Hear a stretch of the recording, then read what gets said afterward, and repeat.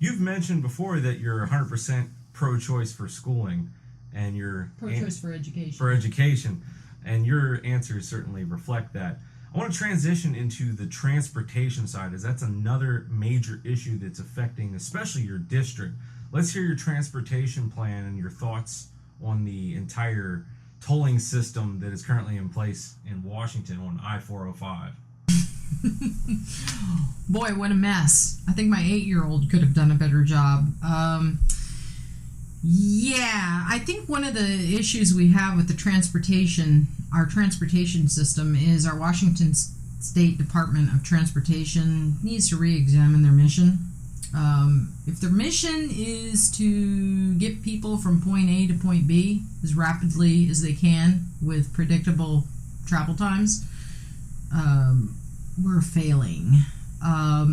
If their mission is to engineer us out of our cars, then, they're not doing such a bad job of that.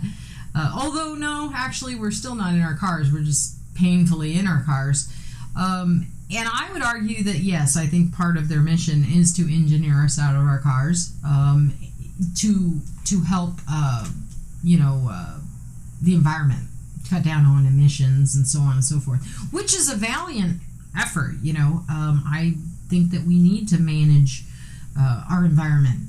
We're all on this planet together, but what they've done is counterproductive to even that mission, because as you're sitting in 405 traffic, you're spewing emissions into the air, and frankly, you can't even go home and use those bike lanes we all love and paid for, because you're sitting in traffic an hour or two extra every day. So we have a huge problem with 405. People are just livid about it. I'm upset about it. I've had to add about, a half hour to 45 minutes to my travel time anywhere I'm going. And even then, it's not predictable. So it's a big problem. We've increased accidents over 50%, which I was just at an insurance briefing a couple of weeks ago, and they were talking about the fact that that's going to actually affect our premiums, because more accidents than in a geographical location, it's going to affect our premiums. So, it's a fiasco. What would I do to respond? I don't have all the answers in terms of how to respond to the transportation problem entirely. I will say that I do reach out to advisors with the Eastside Transportation Association and different people in the industry who have been giving me ideas of what to do. Right off the top of my head, I would take HOV +3 and drop it down to a +2. I've been told by Eastside Transportation that would increase capacity almost 50% immediately. I would eliminate the tolls. Philosophically, I think long-term, someday, tolls are probably a more finely tuned user fee. User fees are probably going to be the direction we're going to have to go as we have more fuel-efficient cars, because the revenue from the gas tax is going to decrease and we're going to have to offset. But the way we've implemented the tolls on roads that we've already paid for, I don't think is right. I don't think it's fair. If we were going to have toll roads at this point, I think that it should increase capacity, not decrease capacity. So I would take a time out on the tolls right now and rethink how we're implementing the tolls. I think some of our money needs to be geared towards maintaining our existing roads. We have a lot of problems. We need more roads, actually, even in city, arterial roads and so on and so forth. So I think we really need to rethink our transportation system in terms of the road side of it. But then I think we need to take a step further, and we need to think about privatizing transportation more. Now, some people would throw up their arms and, oh my God, you want to privatize transportation. I'm not an extremist. I'm not saying let's do away with the Washington State Department of Transportation. I do want them to reevaluate their mission. I think we should repeal some of the regulation, though, that is inhibiting our ability to privatize. I think with technology nowadays, there's all kinds of options out there. but there's a significant pushback against companies that are trying to privatize and trying to open up markets. Uber, you've seen what's going on with Uber, Lyft, some of these companies and peer-to-peer sort of markets, because there are some that are incentivized in maintaining the monopoly. And I think that as a representative, I'm going to want to change that conversation. And I like the idea of peer-to-peer options and using technology.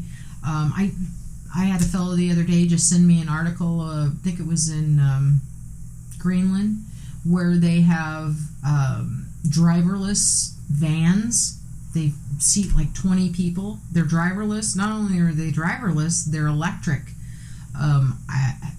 That's just right off the top of my head. I was talking to an 85-year-old man the other day who told me he has to get up at 5 o'clock in the morning to take a couple of buses, transfer to a 10 o'clock doctor's appointment. Very cumbersome, and we have an aging population, particularly here in my district. And I asked him, I said, well, what do you think of the idea of you pulling up your jitterbug phone and hitting an app and having a van show up and take you right where you need to go? And maybe maybe your doctor would work with the van company to coordinate for his patients, those sort of service. I mean, that's just one idea. There's all kinds of ideas. But the bureaucracy is self-interested. There's we want to protect some jobs, want to protect the cash flow from the taxes, and I want to be a voice against that. I want to make it clear, I'm not talking about totally doing away with existing structure, but let's make a transition. Let's transition more to private industry, and this is gonna create jobs. It's going to solve some of our problems. It's going to increase economic vitality.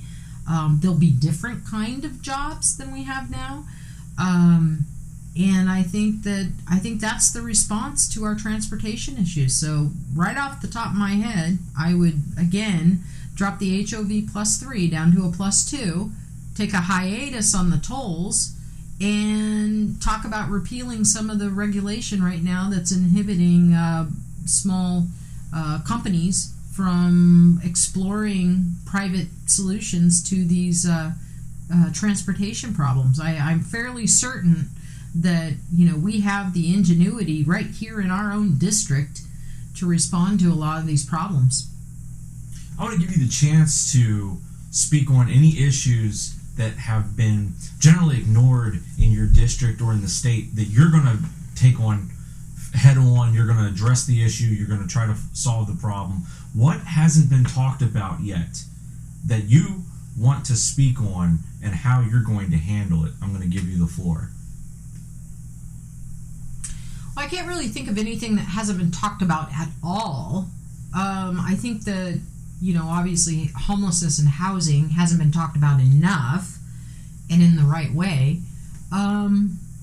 Another issue I think that I would like to talk about is our mental health situation.